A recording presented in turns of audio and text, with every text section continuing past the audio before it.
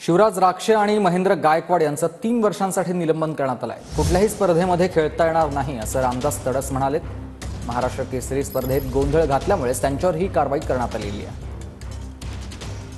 शिवराज राक्षे आणि महेंद्र गायकवाड, शिवराज राक्षेनं पंचांना लाथ मारलेली होती आणि महेंद्र गायकवाडनं देखील मैदान सोडलं होतं आणि त्यानंतर आता त्यांचं 3 वर्षांसाठी निलंबन करण्यात आलंय। कुठल्याही स्पर्धेत खेळता येणार नाही असं रामदास तडस म्हणाले। महाराष्ट्र केसरी स्पर्धेत गोंधळ घातल्यामुळे या दोन्ही आता खेळाडूंवर कारवाई करण्यात आली आहे।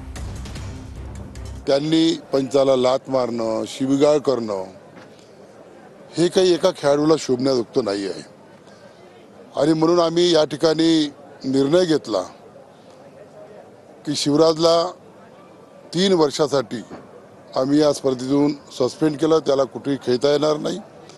त्याचप्रमाणे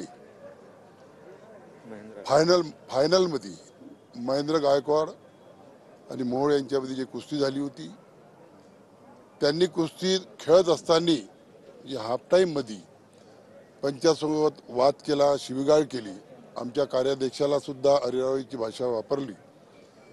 हे न शोभणार आहे का खेळाडूला? त्याच्यामुळे त्यांना सुद्धा आम्ही 3 वर्षासाठी सस्पेंड केलं। त्याला 3 वर्ष स्पर्धेमध्ये दोघांनाही खेळता येणार नाही।